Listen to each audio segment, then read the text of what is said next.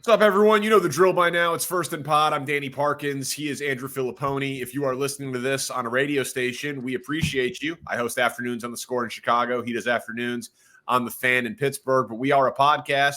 Subscribe, rate, review every team, every game, every week, which is not much of an accomplishment once we're down to the divisional round of the postseason because it is just 8 teams and 4 games. We are hoping for closer games than Wild Card Weekend, though the storylines, frankly, allowed for those blowouts to still be pretty damn entertaining, Poni. We will start Texans and Ravens.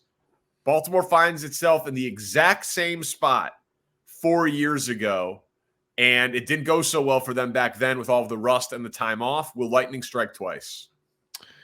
Yeah, so it's number 1 seed at home with the presumed MVP. So it really has a lot of similarities to the last time here. It's an AFC South opponent. It was Tennessee that went in there and won. Now it's Houston. Resting in the last week of the season before a bye also. Yep, there you go. So there are some things. Now the difference here for me is when Tennessee won this game and upset Baltimore 4 years ago, Derrick Henry carried the Titans. He had 195 rushing yards in that game. He also threw a touchdown pass to Corey Davis. I don't think Montgomery, the Texans running back, is going to be the guy who steals the show. So lightning won't strike twice in that regard. The other thing that happened in that game that is noteworthy, if you think about it, there were really 5 turnovers by Baltimore because they had 2 Jackson interceptions, 1 Jackson fumble, Danny, and they turned it over on downs twice. They went for it on 4th down like they always did that season, and they got stopped twice. So that's what it took. So I'm just giving you all of the ingredients that went into that Tennessee upset. Huge run game and tons of turnovers, and that's how Tennessee went in there and did it. And I just don't see a recipe like that for Houston winning this game. There's also concerns that it's going to be super windy there Saturday afternoon. And if that's the case and it really affects the passing game, that turns into a massive advantage for Baltimore because their quarterback thrives in those situations. And Stroud is more of a pocket guy. I know what he did against Georgia in the college football playoff, but if they're going to win this game, he's got to be the best player on the field, in my opinion. So there are a lot of eerie similarities, but Danny, I think Baltimore is going to win the game by double digits. That's my prediction. I think they're going to beat them pretty good. So I actually think that part of why 2019 is relevant is not because of any similarity between the Texans and the 2019 Titans, but because it's become like the 1B story of the game. There's no way that Baltimore will come out flat, will overlook Houston. Like everything that they've heard and presumably been coached to and referenced by a guy that we consider a top 10, maybe top 5 coach in the NFL has been, we cannot let history repeat itself. We have learned from the lessons that I know most of the guys on this team were not on that team, but Harbaugh was and Lamar was. So they can stand up in front of that team and say, we cannot allow for rust or rest or any of those excuses to be a factor. So I expect Baltimore to be sharp, prepared, all of that stuff. And Lamar is a much more controlled passer than he was then. And I understand that that was the MVP season and he had 36 touchdowns against 6 picks. But this is the system allows him to have some open and easy throws. Whereas back then he was playing Superman and the league hadn't fully understood what he was. Now, I do think that CJ Stroud could play the role of Derrick Henry. I do think it's possible that CJ Stroud could be the best player on the field. And then the other component of it where I think Houston is live, all it takes, Stroud drives down the field, touchdown, Lamar turnover, Houston ball, and all of a sudden, that's a very tight stadium. Like, that's a very tense atmosphere. That's a tense Ravens sideline. Lamar has not had success in the postseason. He loses this game. He falls to 1-4 lifetime in the playoffs. This would be a younger, obviously other AFC opponent surpassing him and beating him in the postseason. If they fall behind early, I could see a lemon booty tightening of sphincter situation for this Baltimore Ravens. See, that's interesting because the one playoff win he has, he fell behind big, and it was to Tennessee, and it was the year they went to Nashville, and that was in 2020. And they got down double digits, and they actually stormed back, and he had that huge, like 70-yard touchdown run. Yep. And it woke them up, and they went on to win the game. So the first part of that, I get, like you're saying, Houston, they give their 15 plays. Slowick's a really smart guy. They work on it all week. They come out even against a great defense. Bing, bang, boom. They go down and score. The Jackson, like, I think being at home, the playoff losses since right. the pressure that's on them. I hear you, but you said all it's going to take. The first part of that, I think, I can conceive, and I can see it where Houston scores a touchdown on their first drive. The Jackson first possession turnover, for as much as I've ripped the guy, I think that's the much harder leg of your parlay to hit here. So that's the thing. Yeah, like it would cause like an immense amount of pressure to befall Baltimore in that game early on if that sequence of events happened. I wouldn't bet a lot of money on Jackson just barfing on himself early and causing this domino effect to take place in the game. There's a reason why they're a big favorite. They deserve to be. And this is not terribly unusual for a divisional round matchup for a 1 seed coming off a bye. And we're going to get more big numbers like this going forward now that the postseason's expanded to 7 teams. And so it's a weaker playoff field. So it just takes one upset to, get long odds matchups here. But a big storyline that we should be talking about is like which of the, nearly touchdown plus favorites, right? Detroit's 6.5 and Baltimore and San Francisco are both 9.5 point favorites. Who's the most vulnerable to the upset? I would say that the Ravens of those three are the second most vulnerable. I'd rank it Detroit 1, Baltimore 2, San Francisco 3. Well, I don't even put Detroit in there because 6.5 and 9.5, there's a field goal difference there. Yep. Among the 2 1 seeds, I think that it still is Baltimore. I would pick them to lose before I picked San Francisco to lose, even though Baltimore's played better down the stretch here. Spencer can double check this for me, but I think that Harbaugh, since they won the Super Bowl in 2012, I think he only has 2 playoff wins. They won in Pittsburgh in 2014 and then lost to New England the next week in the division round. That's when Belichick did all the wacky formation stuff. Oh, yeah. And drove Harbaugh crazy with that. And then the game that we already referenced here against the Titans on the road, I think that's it. I think it's 2 playoff wins since that game. That's not good. So, he's got some pressure. Both the quarterback and the coach here have had immense regular season success since this partnership was formed. It has not translated this time of year. And I do think they're going to live with that. That's going to hover over this game the longer it stays close. I do not expect it to look at all like the first game was 25-9 back in week 1. And I think Lamar was sacked 4 times and Stroud was sacked 5. It's interesting. I remember, you made the questions after week 1. Do you remember what your question was for this game? No. I do. What was it? It was the Ravens lost J.K. Dobbins. Should they trade for Jonathan Taylor? Oh, wow. Under the auspices of hey, they got to do something to give Lamar Jackson more weapons and give him the best. But it's just they have exceeded expectations for the first year of the system change, and Mark Andrews is going to play. it looks like. And Dalvin Cook. Yeah. So this is there's a delta here where Baltimore's offense looks like it goes to an even higher level, and they look like a juggernaut. Like this could be we could be talking about this game Sunday night when we do the podcast and say, oh my God, Baltimore deserves to be the favorite.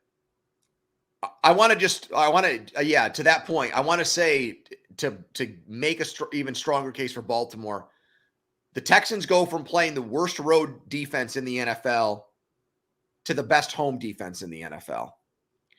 So they go literally from Cleveland, who had this Jekyll and Hyde defense that sucked away from home, to now Baltimore, which has just been a juggernaut when teams have come in there. They've only lost to Indianapolis very early in the year, and then the Cleveland game where they were leading the entire way and gave it away. And remember, that stat about them is still true. I think they've led at the 2-minute warning in every game this season. All three of their losses came basically at the very end of the game to Pittsburgh, Indianapolis, and Cleveland. They've been a dominant team from pillar to post here this year, man. Yes, they have. It's crazy. Yes, they have. I mean, they could easily be 17-0 right now. Yep. And we'd be talking about them in a very different way. Although, in some ways, there'd be even more pressure on them to actually get it done in the postseason. Do you know the last time the Ravens hosted the AFC Championship game? Your brain is much better than mine. It's a trick question. Never. All the success they've had as a team. Think about that. They've always been like the Road Warriors with Flacco. I think maybe Flacco's got the most road playoff wins. And has Houston ever made it to an AFC Championship game? I don't think they have. No. Yeah, so. I mean, and so you've got them by double digits. I think the Ravens win a close one. Chiefs and Bills. And one more quick one. And by the way, my Stroud take, if they win this game and Kansas City loses, then I want Nick to go on his TV show First Things First and say, Poni was right about this. I'm switching it. In a draft of every player, it's Stroud 1 and Mahomes 2. Because he talked about this on his show. He brought this up like we did. And he said, did he cite us? He did not, because he said Mahomes would absolutely go 1. But then he made a compelling argument for Stroud 2. So he's getting closer to where I've been for the last month. Okay. Chiefs and Bills. Will playoff Patrick Mahomes travel? Does his playoff brilliance extend to the road?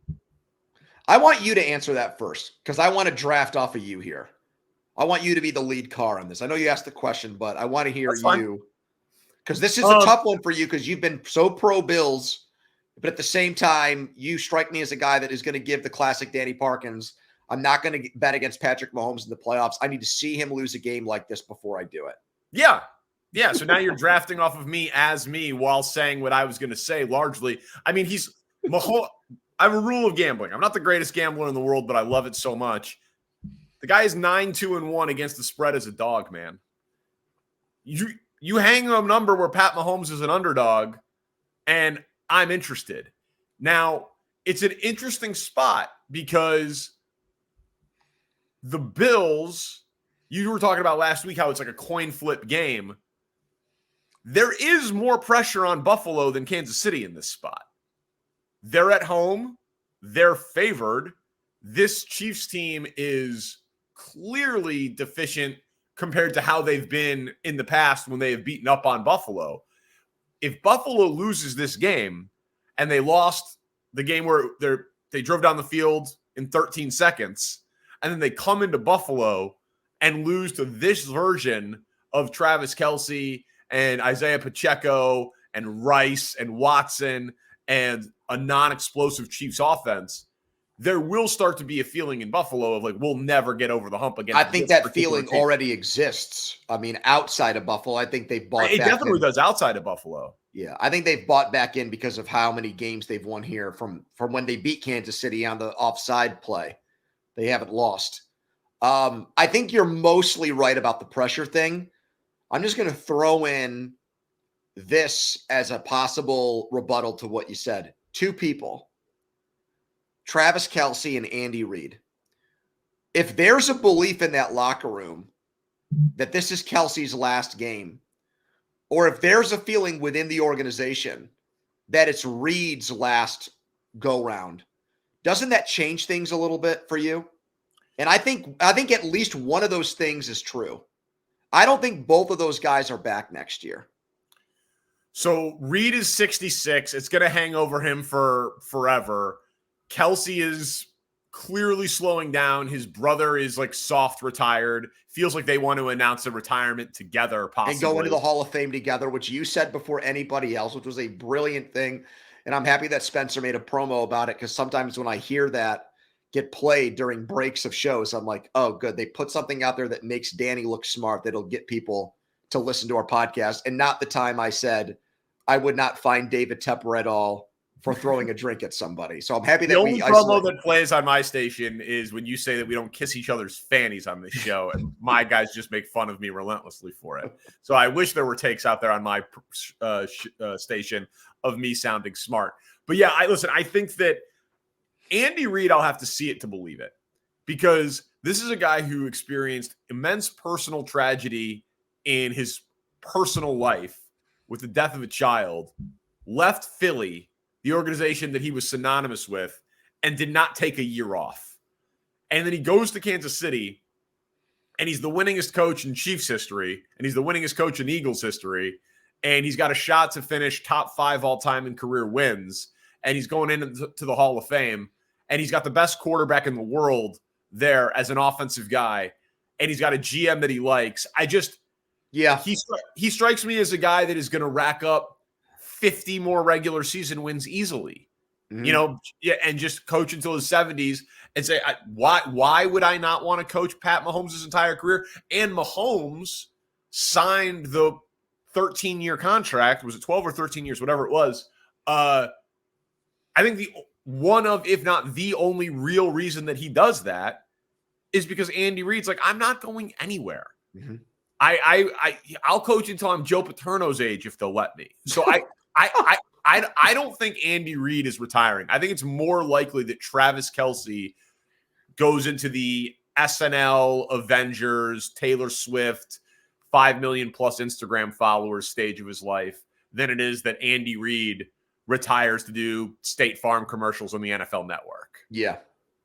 Yeah. I think that's, I think I have the Chiefs winning also. Okay. By the way. Well, I don't, and here's another reason why. They had that great first drive. Yeah. Off a bye. In my opinion, they still have not fixed their offensive problems. They were 2 of 6 in the red zone. Butker kicked 4 field goals. That's going to get you beaten, Buffalo, 100%. And they did that against Cincinnati, whose defense sucked. So to me, their offense, it's not as anemic as it was when they lost to the Raiders on Christmas.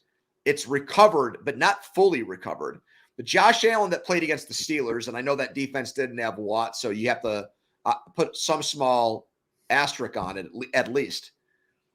That dude shows up in this game, the Bills are going to win, in my opinion. I mean, and they've got defensive injuries, I get it, but right now, how they're playing, I feel better about Josh Allen than I do about Mahomes. You also felt better about Stafford than Mahomes.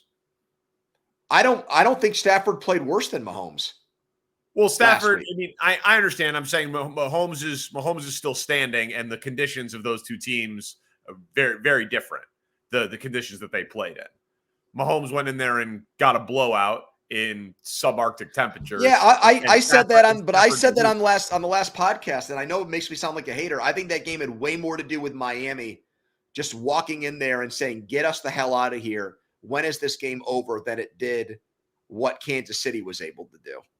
And they can turn it on to be the Chiefs, or the Bills defense can, without corners and everything else, can lay an egg, and Allen can turn the ball over a couple of times. I mean, all of the McDermott can choke. All these things are on the table. But as far as like fitness for this, how have these two teams looked going into this game? The Danny Parkins eye test, the Bills look like the better team to me right now than Kansas City. They absolutely do. I think that the idea of Mahomes and the we haven't just like the question, how you phrased it is insulting. Like, as if the only reason for his success in the postseason is that he gets to play at Arrowhead and have home cooking and have a short commute to the stadium. There's just an unknown part of this because we've never seen it before. You can assume that he's going to play great on the road, like he does. I haven't seen Buffalo beat Kansas City like with that in the postseason. You know, like there's also that component to it too. We also see these two teams play straight up quite a bit, and the Bills regularly beat the Chiefs. That's true. That's true. Like this year, it at Arrowhead. With the offsides, which Tony, was offsides. It was, but it did not assist him in making that play. It was completely bonehead. All right, so we are. I mean, in terms of point spread, we're opposite on both games. You have Ravens big, I have Ravens small. I have Chiefs winning, you have Bills winning. Packers and Niners. Is this going to be they're too dumb to know how big it is? Too young and dumb. The Green Bay Packers. Can they pull off a playoff shocker? You know, I think there are actually some signs that point to Green Bay in this game, but I can't. There's a lot of times when you gamble on stuff where there's like recency bias and there's evidence that exists like in the here and now that makes you feel like there's an obvious, the line's 9.5 in this game, that there's an obvious pick. But I've got a very strong feeling that the 49ers have just been resting, lying in wait here, and are just ready to win this game by like 30 points. You know, like there's been this glorification of what Green Bay has done here and how good Love has looked. But I can't shake the fact that they 3 weeks ago, only beat Carolina by a field goal on the road. And 5 weeks ago went to New Jersey and lost to Tommy DeVito. And we had to watch that friggin' agent the entire night do that thing in the crowd and get kissed by Tommy's dad. Do you know what I mean? Like, even during the second half run by Love, those two things happened recently. So I they beat Dallas. They came out, they creamed them. The Cowboys looked stiff like they often do in the playoffs. They looked like the moment was too big for them, but we know that that's not the 49ers. We know that that's not like they're not going to lay down here in this game. So I know you want to hear this because you, as a Bears fan, I mean, listen, it would you would get you'd get Schadenfreude from watching them lose a game 38-10. You absolutely would. That's what you're rooting for. But is that what you expect to happen? It is what I'm rooting for, but honestly, my rooting interest, it's all over because Love is good and the Packers have won a postseason game. So I don't they lose this game as the 7 seed where they're nearly a double-digit underdog. It's not like I can be like, see, I told you Jordan Love was bad. Like they're not supposed to win this game. So the worst case scenario is obviously he plays well, acquits himself well, win or lose. I'm hoping for 38-10. I'm not really expecting it to be that lopsided. I do think that Aaron Jones can have some success against the Niners, but overall, we're aligned here. This feels like too much too soon for the Packers. Like they're so ahead of schedule. This was supposed to be a rebuilding year. They made the playoffs in a rebuilding year, and then they won a playoff game in a rebuilding year where they scored 48 points. You say that actually I wasn't offended by it, but like the way that Burkhardt set up the Packers in that game against Dallas irritated me. He said not a soul expected the Packers to be here before the season started. That's not even remotely close to true. By betting experts, by odds makers, by the most objective community on this stuff, they were looked at as like the 6th or 7th or 8th team in the NFC. Right. They were not favored to win the North. Detroit was minus money before the season. I think their win total was either 7.5 or 8.5. Maybe it was 8. I think it was 8.5. Okay, so they went a half game over. Yeah. Like they weren't expected to beat Dallas. They definitely were not expected to blow them out. But like on the, you always say on the, like the delta here, we're like looking at projected outcomes and scenarios. Like them getting to the divisional round was probably like, I don't know, 15% before the season started. Yeah, I mean, that's right. It's winning this game that would be going through Dallas and San Francisco on the road would be a like tremendous. It would be for me, like, could you think of for them? I know they've gone to NFC championships, lost to Seattle, lost to San Francisco. It'd be their best playoff run since Super Bowl 45 if they win this game. Yeah, I mean, listen, it would be disgusting to watch it happen. I don't expect it to. It would be iconic for Love. Part of it's not just that they're here, it's how they're here. I know I've said it a couple of times on the podcast. Jordan Love statistically is the best quarterback in the NFL since week 11. Total touchdowns, touchdown to interception ratio. What is it, 21-1 or something like that? Yeah, EPA, like the expected points added, like the advanced metric for it. He's number one. I think he's still number one in QBR. He might have dropped to 2. But like he is statistically that is. What does Pro Football Focus say? Does JJ Watt have an opinion on that? Yeah, I'm sure he does. But like that is so yeah, maybe they should have been an 8 or a 9 win team, but he wasn't supposed to be this, especially not this soon. And so there is a little bit of the CJ Stroud thing. Like I do think that some of the analysis of Texans and Ravens applies here where Jordan Love might, I mean, I think he is better than Brock Purdy, but he's got an opportunity to be the best player on the field. Like Stroud has an opportunity to be the best player on the field. And obviously Purdy's no Lamar, but the totality of what the Niners have, home field advantage, the rest, and all of those things, I think that this is too much too soon and that the Niners are going to win the game by double digits. But I do think it is at least within the realm of possibility that this game is a shootout. That it's a high-scoring game. I think Danny, I said at the beginning, it does not take much for me to see the Green Bay argument here. Love is better than Purdy. Yes. Okay, so it starts with them having the better quarterback. Purdy in the playoffs last year, before he got injured against Philly, his numbers were good against Seattle, but he made some errant throws early in that game that could have easily been interceptions that he got away with. And then the Dallas game, frankly, I was not impressed by him. I thought he more or less got kind of carried to that win and was along for the ride as opposed to being the catalyst for them. So it's not like we've seen him, at least for me. I don't care what the Seattle numbers were. I watched the game. He does not have a game in the playoffs yet that for me, I find it doesn't measure up to what Love did on the road last week. And the other thing is, just look at San Francisco's offense. The first 5 games of the year, they scored at least 30 points in every game. Look at their last 5. They've scored 30 points only one time. It was against Arizona. One game you throw out because the starters didn't play. Okay. But even in week 17, right? So 16 they lose. Or wait, yeah, right? Week 16 they lost to Baltimore. 16 is when they get blown out to Baltimore. Week 17 they went and played the worst defense in the NFL. How many points did they score in that game? 27 against Washington. 27. So I'm just saying that I don't think San Francisco is at its best right now, but with the time off, that's what I think.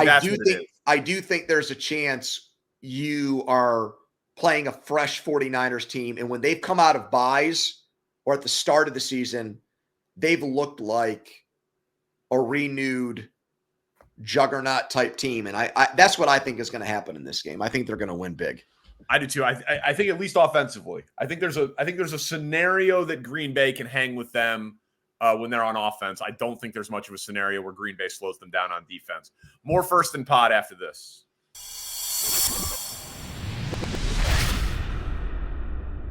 All right, back in on First and Pod. Subscribe, rate, review, all of the things. He's Andrew Fillipponi. I'm Danny Parkins. Bucks Lions. Would this be a heartbreaking loss for the Lions? Yes. I agree. I think they're in a situation now because of what happened and the way the matchups went with Dallas losing, that for right now, the way it's set up, the way that things went against LA, that's a game. That's a where were you game. It's a where were you in life moment. Right now, Detroit fans are going to be telling their grandkids 40 years from now where they were and what they were doing when that game happened and they ended this playoff drought. But to me, it's only like a happy ending if they beat Tampa Bay on Sunday. If they don't, then you've got this. I know it's not a total apples to apples comparison, because this team who I'm about to bring up, their circumstances were different. But if they lose this game, it's to me like when Minnesota lost to Atlanta in the NFC Championship game in '98. It would be the type of loss that undoes a lot of good. Because Tampa's 9-8, they were 4-7.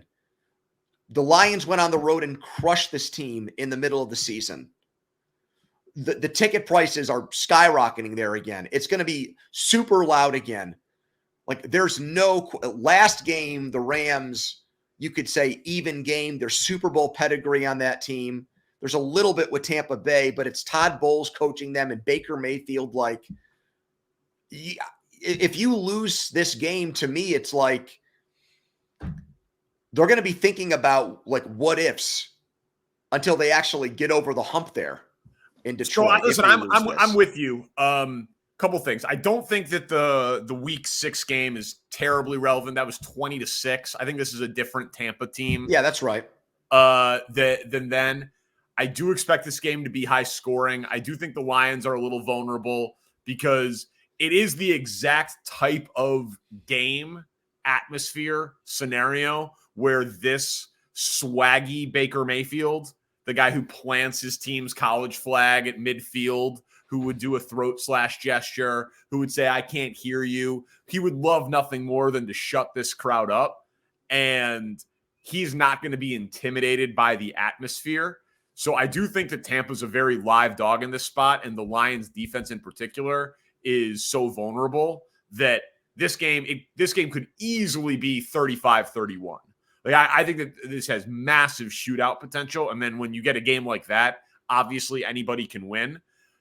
Detroit's season has been a success. They won the division. They won double-digit games. They beat Stafford. They hosted a playoff game, and they won it.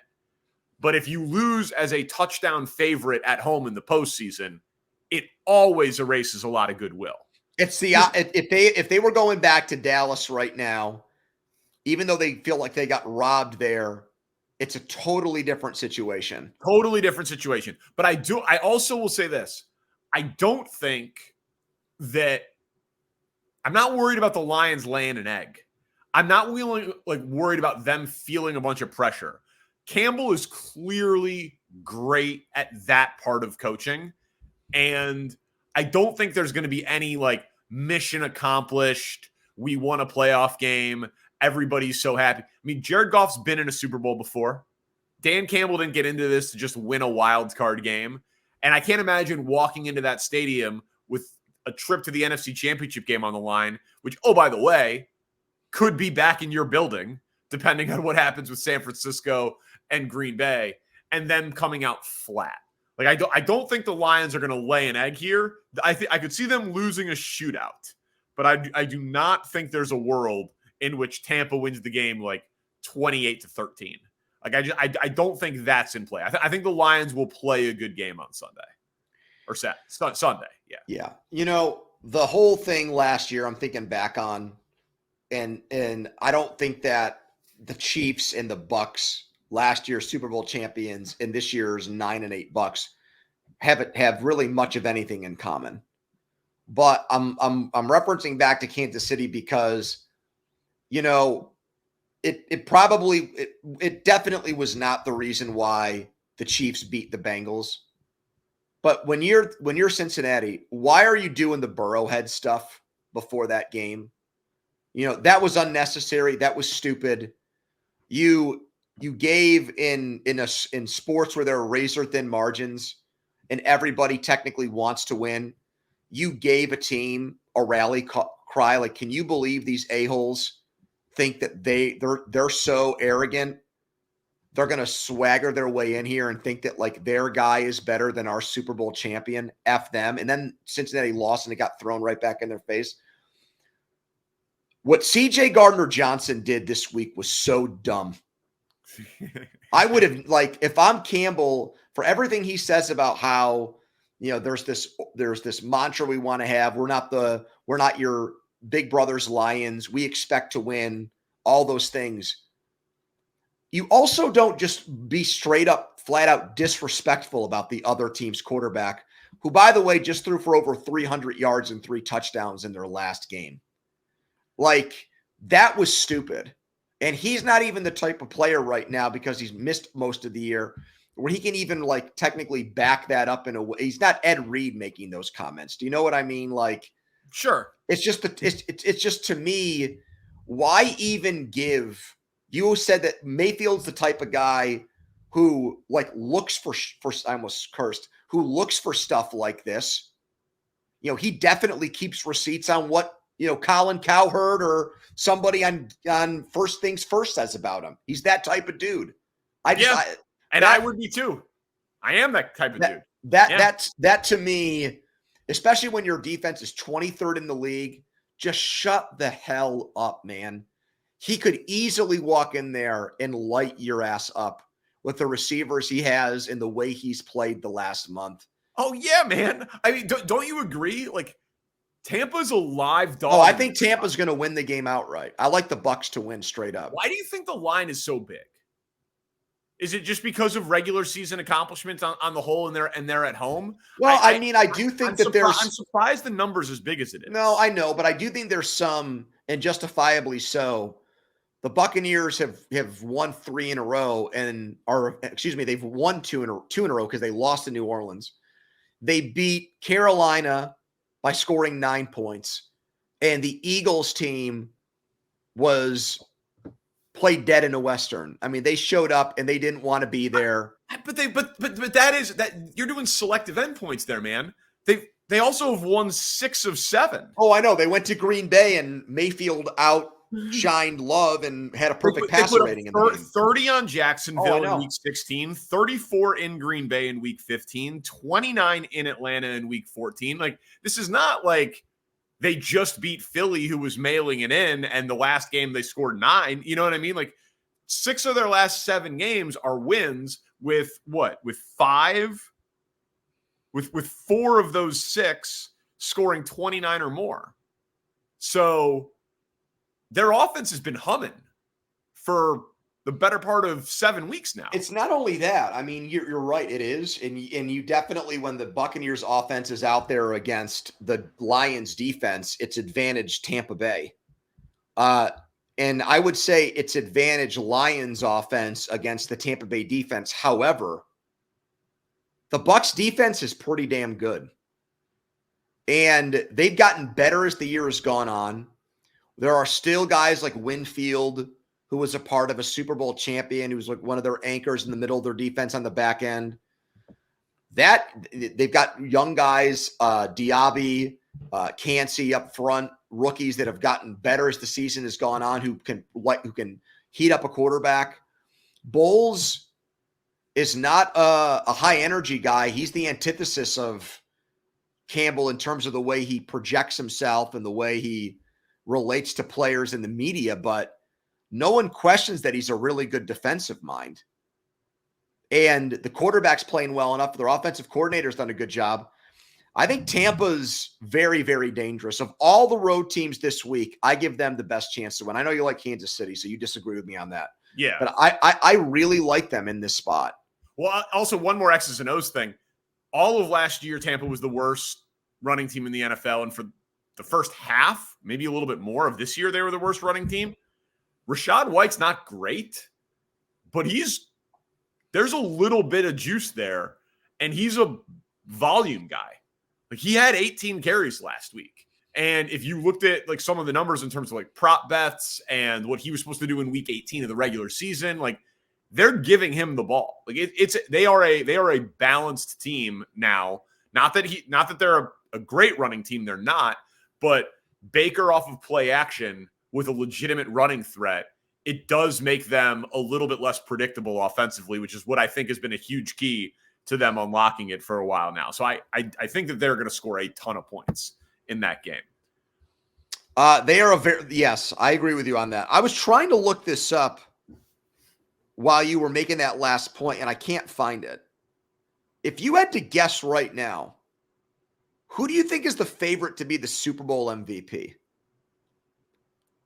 Because you have to project these things out. Yeah, I understand. Lamar? I would guess Lamar. Is it up?